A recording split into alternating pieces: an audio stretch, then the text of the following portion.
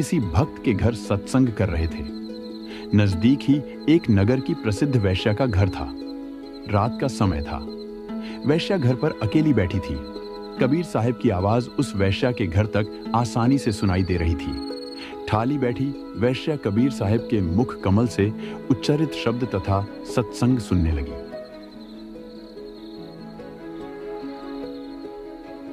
भगवान हमें मानव रूपी शरीर बड़े पुण्य कर्म करने पर प्रदान करते हैं। कुछ लोग इसे व्यर्थ गंवा रहे हैं। जिसने कभी भक्ति नहीं की, दान धर्म नहीं किया, पुण्य कर्म नहीं किए, वो तो परमात्मा के चोर है, वे भगवान के दोषी हैं। जो लोग चोरी, ठगी, वेश्यावृत्ति करते हैं, वे बहुत बड़ा पाप कर रहे हैं।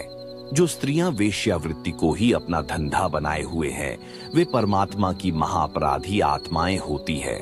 उन्हें धर्मराय कठिन से कठिन दंड देता है। यह मनुष्य शरीर रत्नों के मोल का है। इसका प्रथम उद्देश्य मात्र भक्ति और शुभ कर्म करना होता है। कबीर साहब के वचनों ने चंपाकली को झकझोर कर रख दिया। चोरी जारी वेश्यावृत्ति कबहू ना करियो कोय, पुण्य पाए या नरदेही ओछे ठोर न खोए। मानव शरीरधारी प्राणी का प्रथम कार्य सच्चा गुरु धारण करना होता है। फिर उसे शुभ कर्म के साथ आजीवन गुरु मर्यादा में रहकर सत्य साधना करनी चाहिए। गुरु की आज्ञा अनुसार दान धर्म करे। बुरे कर्म त्यागने वाला तथा सत्य साधना करने वाला मोक्ष का भागी होता है, अन्यथा नरक का भागी बनता है। चंपाकली जानो, जैसे आज ही गहरी नींद से जागी हो। हे भगवान, मैंने तो अपना सारा जीवन घोर पाप कर्म कर करके ही बीता दिया। संत जी के अनुसार तो मैं न जाने कितने वर्ष नरक में पड़ी रहूंगी। हे भगवान, ये कैसा जीवन बिताया है मैंने तो कभी अच्छा कर्म क्या होता है यह भी नहीं सोचा। भक्ति बिना कहा ठोर है, यो भरम रहा संसार। रति कंचन पाया नहीं, रावण चलती बार। अशुभ कर्म करते हुए रावण ने सर्वलंका सोने की बना रखी थी, लेकिन जब अंत समय आया तो एक रति भी अपने साथ नहीं ले जा पाया।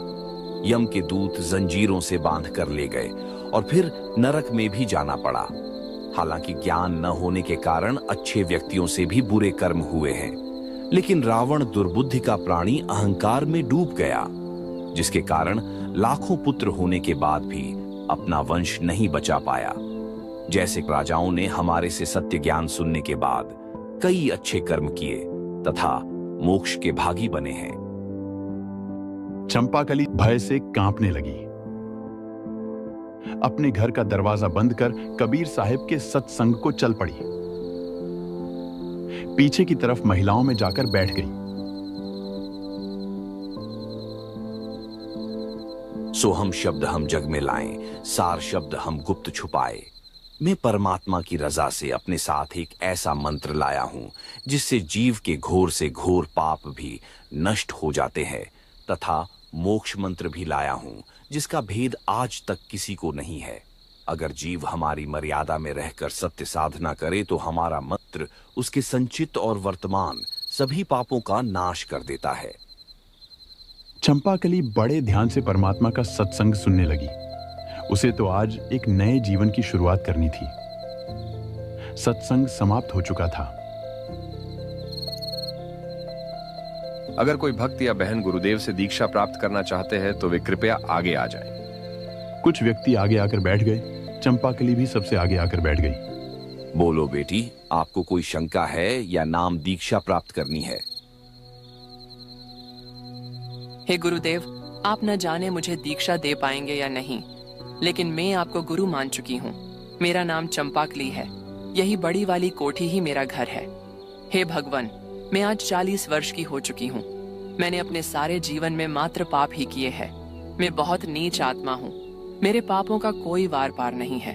अगर मेरा भी उद्धार संभव हो तो दया करो महात्मा। बेटी, आज अगर आपने अपने कर्म को बुरा मान ही लिया है तो मैं तो आया ही पाप कर्म नाश करने हूँ। मेरे सतनाम के जाप से आपके पाप ऐसे नष्ट हो जाएंगे जैसे हजारों मण सूखे घास को एक आग की शीख जलाकर नष्ट कर देती है। जब ही सत्य नाम हृदय धरियो भयो पाप को नाश। जैसे चिंगारी अग्नि की पड़े पुरानी घास। बेटी, आज आप यह प्रतिज्ञा करो कि भविष्य में ऐसा कर्म कभी नहीं करोगी, तो आपके भी सर्व पाप मेरे मंत्र से नष्ट हो जाएंगे।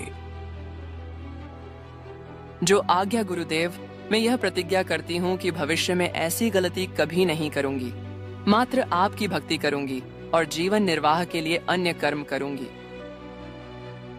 हाँ बेटी, कपड़ा चाहे कितना भी मेला क्यों न हो, जब पानी के संपर्क में आता है तो साफ जरूर होता है, चाहे कुछ समय क्यों न लगे।